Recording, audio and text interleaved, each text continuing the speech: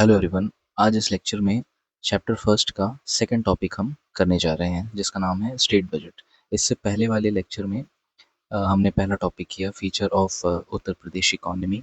आज इसमें state budget के बारे में हम चर्चा करेंगे। तो चलिए शुरू करते हैं। अगर हम ध्यान से देखें तो बजट जैसा शब्द हमारी कॉन्स्टिट्यूशन में नहीं यूज़ हुआ है, बल्कि आर्टिकल 202 में इसे एनुअल फाइनेंशियल स्टेटमेंट कहा गया है। ठीक है, तो कॉन्स्टिट्यूशन में क्या है, एनुअल फाइनेंशियल स्टेटमेंट कहा गया है। अब बजट इंट्रोड्यूस कैसे होता है? तो देखिए, जो स्टेट गवर्नमेंट होती है वो क्या करती है, रिसिप्ट और एक्सपेंडिचर का लेखा जोखा। रिसिप्ट यानी जो सरकार को पैसा आ रहा है, और एक्सपेंडिचर जो सरकार खर्च कर रही है, इसका लेखा जोखा एक स्टेटमेंट वो स्टेट लेजिस्लेचर में प्लेस करती है, और इसी को एनुअल फाइनेंशियल स्टेटमेंट कहा जाता है। ठीक है, तो आइए अब उत्तर प्रदेश बजट 2026-27 का एक ओवरव्यू लेते हैं। हालांकि जो आपका एग्ज़ाम होगा वो नेक्स्ट ईयर होगा, तो उस समय 2027-28 का बजट आ जाएगा, तो उसको डिटेल में पढ़ना ज़्यादा अच्छा होगा। खैर, 26-27 में जो इम्पोर्टेंट हाइलाइटिंग इनिशिएटिव्स थे उनको देख लेना ठीक ही रहेगा। ठीक है, तो देखिए, 11 फरवरी को प्रेजेंट किया गया था। किसके द्वारा? सुरेश कुमार खन्ना जी के द्वारा, फाइनेंस मिनिस्टर। और विजन यही है कि 2029-30 तक $1 ट्रिलियन इकोनॉमी हमें बनाना है उत्तर प्रदेश को। टोटल बजट था 9.12 लाख करोड़ का। ग्रोथ है 12.2 से 12.9% का। कैपिटल एक्सपेंडिचर कितना रहा? 1.78 लाख करोड़ रहा। ठीक है, जो कि 19.5% है। ठीक है, कैपिटल एक्सपेंडिचर को ही बढ़ाना सबसे ज़्यादा इम्पोर्टेंट है किसी भी सरकार के लिए, क्योंकि जब कैपिटल एक्सपेंडिचर बढ़ेगा तभी असल मायनों में किसी भी राज्य का डेवलपमेंट होगा, क्योंकि कैपिटल एक्सपेंडिचर से long term durable assets create होते हैं। ठीक है, और इस long term durable asset creation से क्या होता है, social indicator, economic indicator, political indicator, cultural indicator, सब पे फर्क पड़ता है। ठीक है, फिर रेवेन्यू एक्सपेंडिचर कितना था? 5.83 लाख करोड़। फिस्कल डेफिसिट आपका 3% ऑफ जीडीपी था, और डेट जो था 23.1%। ठीक है, जीएसडीपी की बात करें तो 30.25 लाख करोड़ था।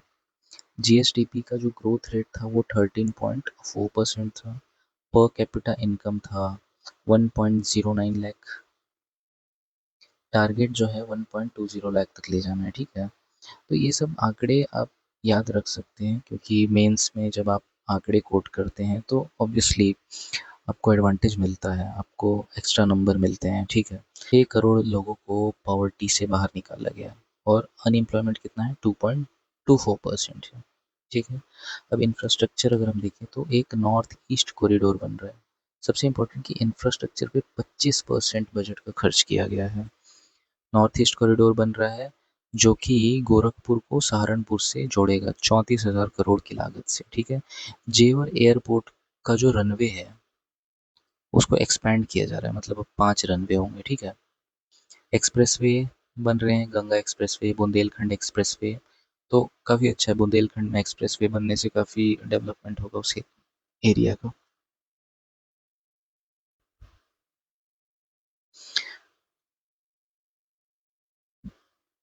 एजुकेशन और यूथ की बात करें तो यूथ एम्पावरमेंट के लिए 50 लाख टैबलेट और स्मार्टफोन डिस्ट्रीब्यूशन किए गए। सीएम यूथ एंटरप्रेन्योर स्कीम के तहत इंटरेस्ट फ्री लोन दिए गए 5 लाख करोड़ तक के। हायर एजुकेशन में 3 न्यू यूनिवर्सिटीज़ और 16 मेडिकल कॉलेज अनाउंस किए गए। ठीक है, एग्रीकल्चर में 9 से 12% खर्च हुआ है।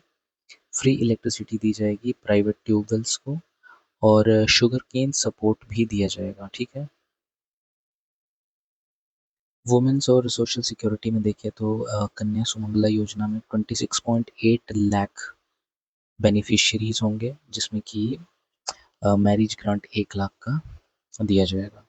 सेफ सिटी में सीसीटीवी का एक्सपेंशन किया जाएगा। एंटी रोमियो स्क्वाड्स बनाए जाएंगे। Scooter scheme 400 crore allocation. ठीक है, तो ज़्यादा से ज़्यादा फीमेल एनरोलमेंट को बढ़ाने के लिए हायर एजुकेशन में स्पेशली तो स्कूटर जो स्कूटी है वो डिस्ट्रीब्यूट किया जाएगा 400 करोड़ के एलोकेशन से। स्किल डेवलपमेंट सेंटर्स खोले जाएंगे वुमेन एम्पावरमेंट के लिए। ठीक है।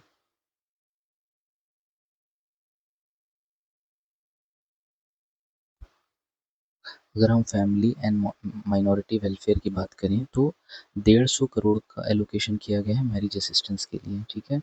और इंक्लूसिव डेवलपमेंट के लिए बहुत सारे सोशल सेफ्टी नेट्स प्रोवाइड किए गए हैं। अब हम आइए बजट के सिग्निफिकेंस को समझते हैं। ठीक है। देखिए, पहला सिग्निफिकेंस है फाइनेंशियल स्टेबिलिटी। बजट के माध्यम से सरकार ये इंश्योर करती है कि उसके इनकम जितना सरकार के पास पैसा आ रहा है और जो खर्च है उसके बीच में बैलेंस हो, ताकि फिस्कल डिसिप्लिन मेंटेन हो। फिस्कल डिसिप्लिन का सीधा सा मतलब ये है कि जो इनकम आ रहा है और जो एक्सपेंडिचर है इसके बीच में जो फासला है वो ज़्यादा ना हो। ठीक है। क्योंकि ये फासला ज़्यादा होता है तो सरकार को क्या बोरोइंग करनी पड़ती है। ठीक है। तो जितनी बोरोइंग कम से कम होगी वो सरकार के लिए अच्छा होता है। तो बजट के माध्यम से क्या होता है, फाइनेंशियल स्टेबिलिटी को इंश्योर किया जाता है ताकि स्टेट में या सेंट्रल लेवल पर फिस्कल डिसिप्लिन मेंटेन किया जाए। ठीक है। दूसरा है it will reduce income and wealth disparity. ठीक है।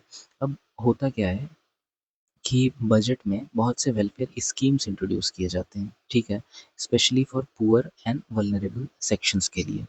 ठीक है। जैसे फ्री राशन दिया जाता है, स्कॉलरशिप दिया जाता है, ओल्ड एज पेंशन दिया जाता है। देन ट्रांसजेंडर्स के लिए भी कुछ रकम दी जाती है। पर्सन विथ डिसेबिलिटीज़ हैं तो उन्हें असिस्टिव डिवाइसेस के लिए कुछ सब्सिडी दी जाती है। तो ये सारी चीज़ें दे के सरकार क्या करती है कि जो हमारे समाज में इनकम और वेल्थ को लेकर डिस्पैरिटी है उसको कम करने की कोशिश करती है। ठीक है। जैसा आपने एक बार सुना होगा, ऑक्सफैम की एक रिपोर्ट आई थी जो कि कहती है कि 10% लोगों के पास 67% के करीब वेल्थ है। तो ऐसी जो डिस्पैरिटी हमारे समाज में है उसको सरकार बजट के माध्यम से कम करने की का प्रयास करती है। ठीक है। और क्या करती है सरकार, बजट के माध्यम से सोशल जस्टिस को अचीव करने की कोशिश करती है। अब सोशल जस्टिस कैसे अचीव होगा? देखिए, जो भी हमारे समाज में वल्नरेबल सेक्शंस होते हैं जैसे एससी, एसटी, वुमेन, ट्रांसजेंडर, दिव्यांगजन, तो उनके लिए क्या किया जाता है, बजट में कुछ स्पेशल प्रोविजंस लाए जाते हैं। ठीक है। जिससे कि सोशल जस्टिस इंश्योर किया जा सके। ठीक है। जैसे वर्किंग वुमेन हॉस्टल है महिलाओं के लिए, मुख्यमंत्री कन्या सुमंगला योजना महिलाओं के लिए, एससी एसटी स्कॉलरशिप हो गया। और हमने अभी जैसे मैंने अभी बताया था कि जो दिव्यांगजन हैं उनके लिए असिस्टिव डिवाइसेस पर कुछ सब्सिडी दी जाती है। ठीक है। जैसे कोई सुन नहीं पाता है तो जो कान में सुनने वाला मशीन होता है उस पे सब्सिडाइज रेट पे वो मिलता है। तो इस तरह के सरकार बजट के माध्यम से असिस्टेंस प्रोवाइड करती है। ठीक है।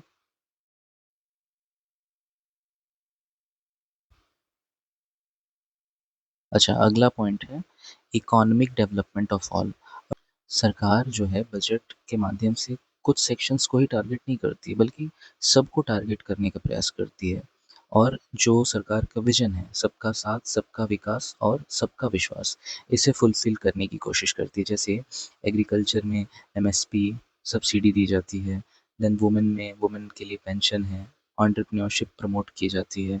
यूथ के लिए स्किल डेवलपमेंट है। इंक्यूबेशन सेंटर्स, अगर कोई स्टार्टअप करना चाहता है तो उसके लिए इंक्यूबेशन सेंटर आईआईटीज़ में, आईआईटी कानपुर वगैरह में प्रोवाइड किया जाता है। और एमएसएमई को इंस्टीट्यूशनल क्रेडिट प्रोवाइड किया जाता है। ठीक है। फिर अगला पॉइंट है ओवरकमिंग द रीजनल इम्बैलेंसेस। ठीक है। Bringing the gap via more investment. अगर हम यूपी को देखें, ये यूपी है, तो यूपी में कुछ रीजन जो है वो बहुत ज़्यादा डेवलप हैं, लेकिन वहीं कुछ रीजन जो है वहाँ डेवलपमेंट उतनी ज़्यादा नहीं है। जैसे आप वेस्टर्न यूपी को देखेंगे,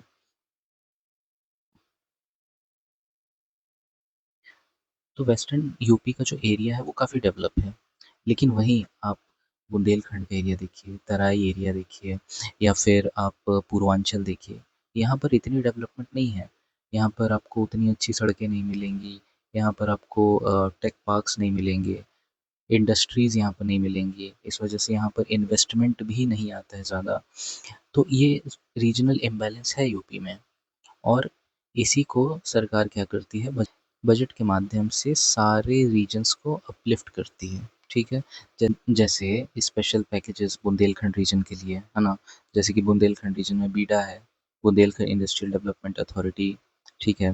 देन मेडिकल कॉलेजेस ओपन कर रही है सरकार। तो ये सारी चीज़ें करके जो रीजनल इम्बैलेंसेस है यूपी में, उसको दूर करती है सरकार बजट के माध्यम से।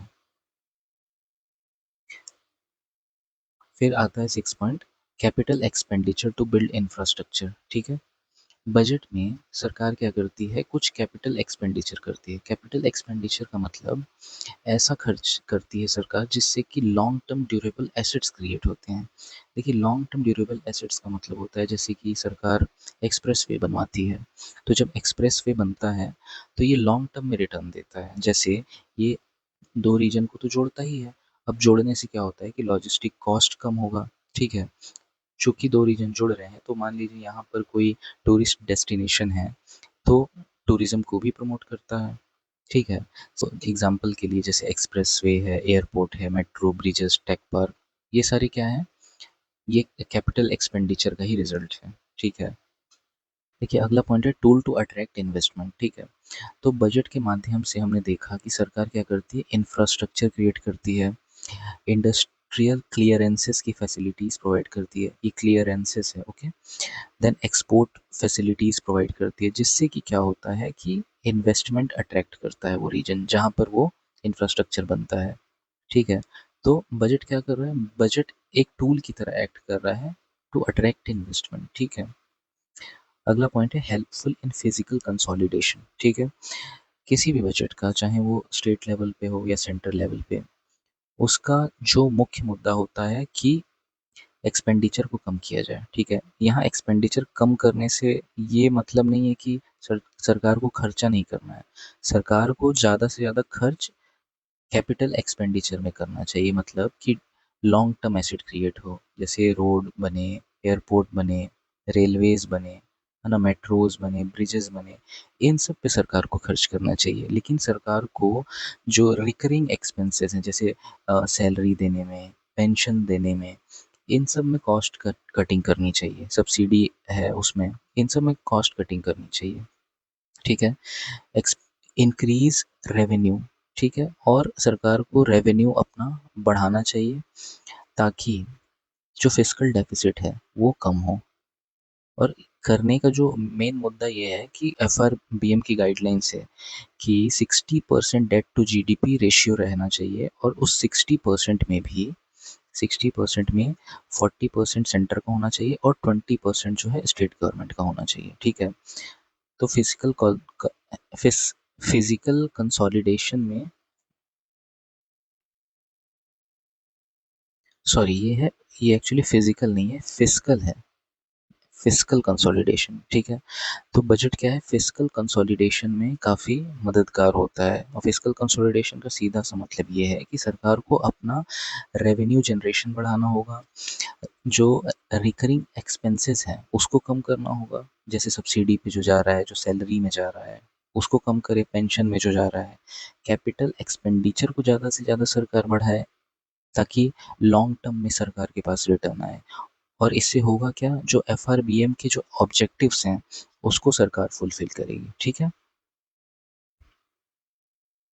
और साथ ही साथ बजट के माध्यम से सरकार long term macro economic stability को फुलफिल करती है।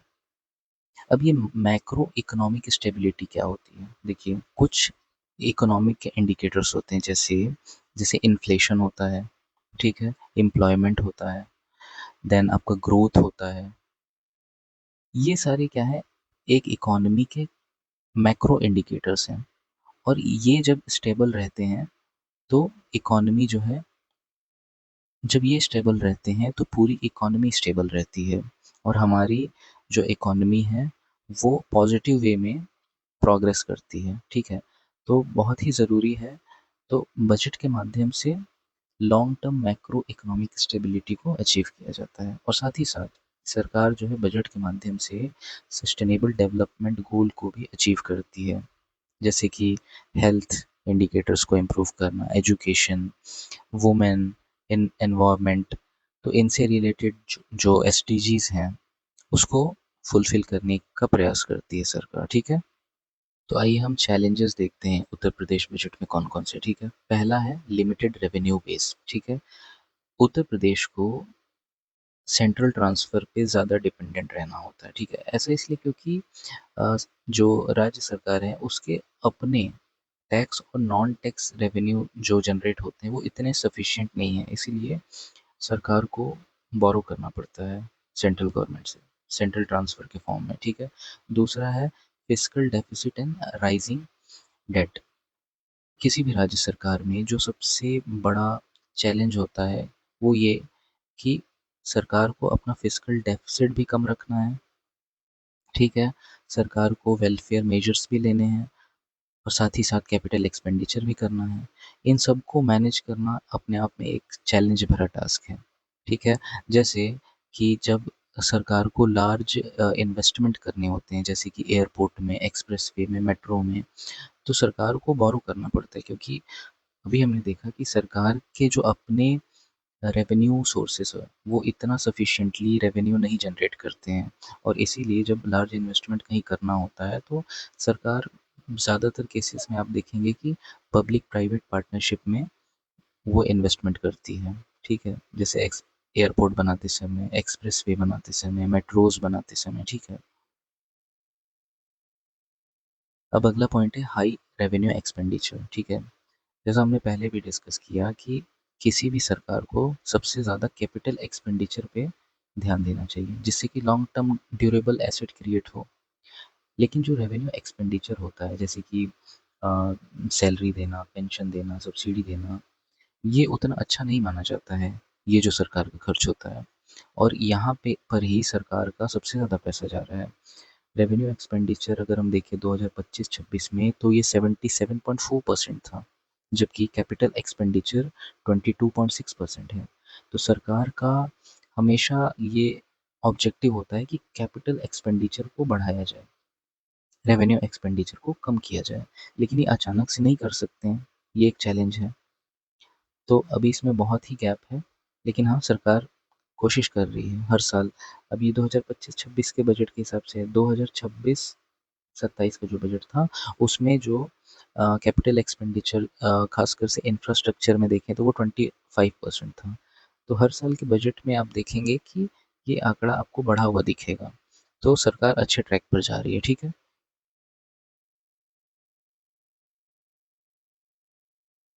अब अगला चैलेंज है रीजनल इम्बैलेंस। ठीक है, हमने देखा था जैसे ये उत्तर प्रदेश है, तो उत्तर प्रदेश का जो वेस्टर्न रीजन है वो ज़्यादा इंडस्ट्रियलाइज्ड है, जबकि अगर हम अ, पूर्वांचल की बात करें, बुंदेलखंड की बात करें, तो ये उतना डेवलप नहीं है। यहाँ पर बाढ़ भी आती है, यहाँ पर बाढ़ आती है, यहाँ सूखा पड़ जाता है, यहाँ पर ट्रॉपिकल डिसीजेज़ बहुत ज़्यादा फैल जाते हैं।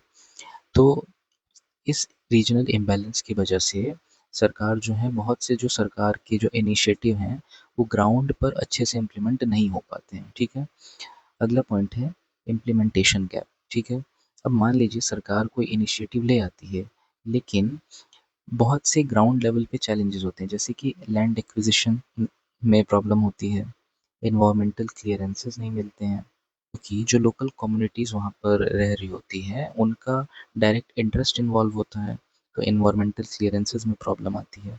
तो इस वजह से सरकार चाहे कितना भी प्रयास कर ले बजट में, लेकिन इम्प्लीमेंटेशन गैप हमेशा आपको देखने को मिलेगा, और रीज़न वही है लैंड एक्विजिशन, इन्वायरमेंटल क्लियरेंसेस और एक्टिविज्म लोग जो करते हैं उस वजह से। ठीक है, फिर आता है लो private investment in some area. हमने अभी देखा कि जो वेस्टर्न यूपी है, वेस्टर्न यूपी ज़्यादा डेवलप है, तो कोई भी इन्वेस्टर वेस्टर्न यूपी में ही ज़्यादातर इन्वेस्ट करना चाहता है। और ये बहुत ही कॉमन सेंस की बात है ना, कि मान लीजिए कि आप एक इन्वेस्टर हैं और आपको अपना बहुत एक मोटा रकम है आपके पास और आप वो इन्वेस्ट करना चाहते हैं, तो मान लीजिए एक रीजन ऐसा है जहाँ पर रोड नहीं है, इलेक्ट्रिसिटी नहीं है, और एक रीजन ऐसा है जहाँ पर कि आपको अच्छी रोड्स हैं, इलेक्ट्रिसिटी है, पानी है, चीप लेबर है। तो ज़ाहिर सी बात है कि जहाँ डेवलपमेंट अच्छा है, जहाँ फाउंडेशनल चीज़ें मौजूद है, वहीं पर एक इन्वेस्टर करेगा। तो इसी वजह से क्या होता है कि जो इन्वेस्टमेंट है कुछ ही रीजन में सिमट के रह जाता है, ठीक है। बैकवर्ड जो डिस्ट्रिक्ट है वो स्ट्रगल करते हैं, वो अट्रैक्ट नहीं कर पाते इंडस्ट्रीज़ को। और ज़्यादातर आप देखेंगे जो इंडस्ट्रीज़ हैं वो नोएडा, ग्रेटर नोएडा, येडा रीजन में आपको ज़्यादा देखने को मिलेंगे। फिर अगला जो चैलेंज है वो है एग्रीकल्चर डिपेंडेंस। यूपी की 65% पॉपुलेशन जो है वो एग्रीकल्चर पर डिपेंडेंट है, और मान लीजिए कि फसल खराब हो गई तो क्या होगा, कितना घाटा लगेगा किसानों को। 65% पॉपुलेशन सफ़र करेगी। और ख़ास बात ये है कि अगर आप यूपी के मैप को देखें तो जो पूर्वांचल का एरिया है वहाँ पर इरिगेशन फैसिलिटीज़ उतनी अच्छी नहीं है। बुंदेलखंड का आप एरिया देखिए, ड्रॉट पड़ जाता है। तो ऐसी कंडीशन में क्या होता है कि बहुत ही घाटा होता है किसानों को, फिर वही आत्महत्या और डेट ट्रैप में फंस जाना। तो एग्रीकल्चर पे डिपेंडेंस होने की वजह से भी सरकार बहुत से इनिशिएटिव लाती है बजट में, बट वो अच्छे से इम्प्लीमेंट नहीं हो पाता है। अगला प्रॉब्लम है ह्यूमन डेवलपमेंट चैलेंजेस, जैसे कि अ, यूँ तो हमारे यहाँ जो डेमोग्राफिक डिविडेंड है वो बहुत अच्छी है। 15 से 59 की उम्र के जो लोग हैं हमारे यहाँ बहुत ज़्यादा हैं, लेकिन उनके पास स्किल नहीं है, एजुकेशन अच्छी नहीं है, हेल्थ केयर अच्छा नहीं है, न्यूट्रिशन अच्छा नहीं है। उस वजह से भी बहुत से चैलेंजेस आते हैं, जो सरकार के इनिशिएटिव हैं वो प्रॉपरली इम्प्लीमेंट नहीं हो पाते हैं। फिर अर्बनाइजेशन एंड इंफ्रास्ट्रक्चर प्रेशर है। फिर अगला पॉइंट है climate change and disaster risk, ठीक है। जैसा हम जानते हैं कि जो पूर्वांचल एरिया है, बलिया, गाजीपुर, यहाँ पर आपको फ्लड देखने को मिलेगा, और बुंदेलखंड में ड्रॉट देखने को मिलेगा। तो इस वजह से भी क्या होता है कि सरकार को इन एरियाज़ पर ज़्यादा एक्सपेंडिचर करना पड़ता है, और किस लिए, जो मूलभूत जो ज़रूरतें हैं उसको फुलफ़िल करने के लिए। तो अब क्लाइमेट और डिज़ास्टर रिस्क तो अपने हाथ में नहीं है, तो ये कुछ चीज़ें हैं जो कि सरकार के लिए एक बहुत ही बड़ा चैलेंज बनकर आती हैं, ठीक है। तो चैलेंजेस तो हमने देख लिए, लेकिन अगर आपको वे फॉरवर्ड लिखना होगा तो हम क्या करेंगे, इसी को रिवर्स करके लिख देंगे। जैसे लिमिटेड रेवेन्यू बेस है, तो हम लिखेंगे कि सरकार को कदम उठाने चाहिए जो अपने जो रेवेन्यू सोर्सेस हैं उसे डाइवर्सिफाई करें, ताकि सरकार के पास ज़्यादा से ज़्यादा रेवेन्यू जनरेट हो, ठीक है। फिस्कल डेफिसिट को कम करने का प्रयास करे सरकार, जो हाई रेवेन्यू एक्सपेंडिचर है उसको कम करे, कैपिटल एक्सपेंडिचर को ज़्यादा से ज़्यादा करे, ठीक है। फिर सरकार कुछ ऐसे कदम उठाए जिससे कि रीजनल इम्बैलेंसेस को कम किया जा सके, ठीक है। और ज़्यादा से ज़्यादा इंफ्रास्ट्रक्चर पर ध्यान दिया जाए पूर्वांचल और बुंदेलखंड वाले एरिया में, ताकि वहाँ पर प्राइवेट इन्वेस्टमेंट ज़्यादा आ सके।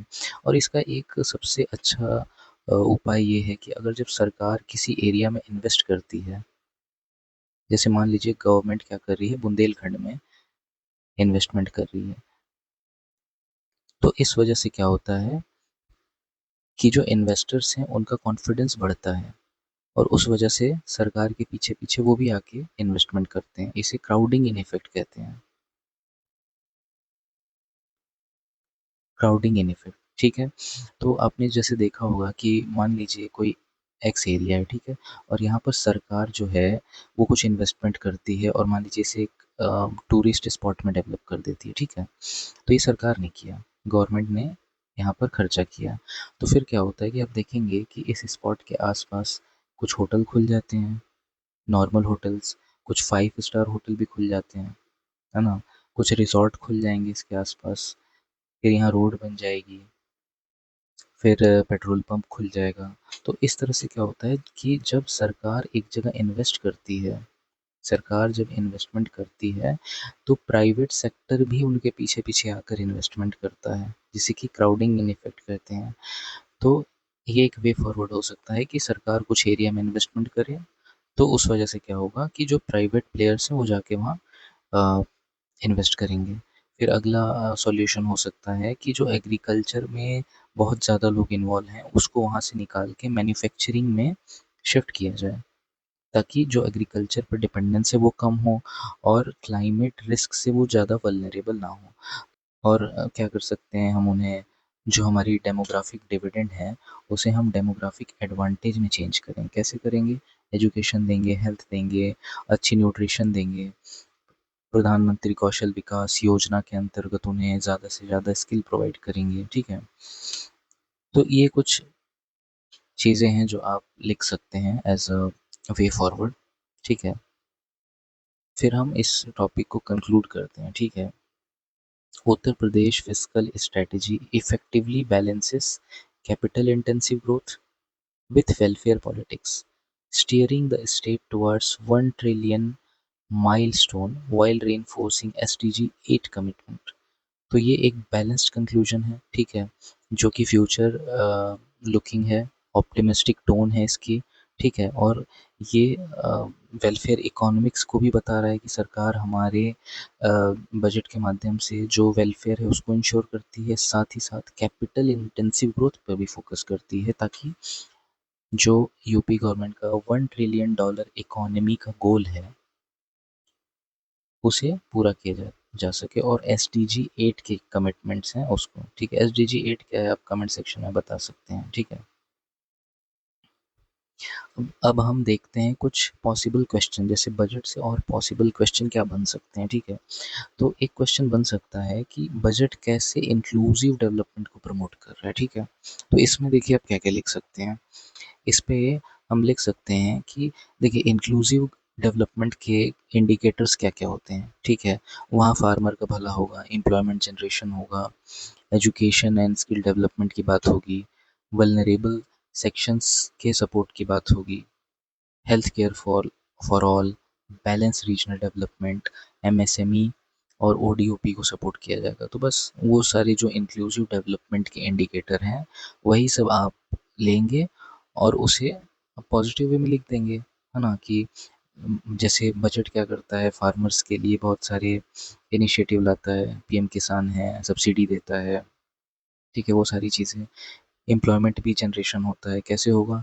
बहुत से स्किल डेवलपमेंट प्रोग्राम बजट में आते हैं, तो उससे क्या होता है, एम्प्लॉयमेंट जनरेशन होता है, एजुकेशन दिया, स्कॉलरशिप दिया जाता है। ठीक है, वुमेन एम्पावरमेंट किया जाता है, जैसे working women hostel, Kanya Sumangala योजना, हेल्थ केयर फॉर ऑल। ठीक है, आरोग्य मंदिर बनाए जाते हैं, आयुष्मान भारत में आपको, आयुष्मान भारत स्कीम में आपको हेल्थ इंश्योरेंस दिया जाता है।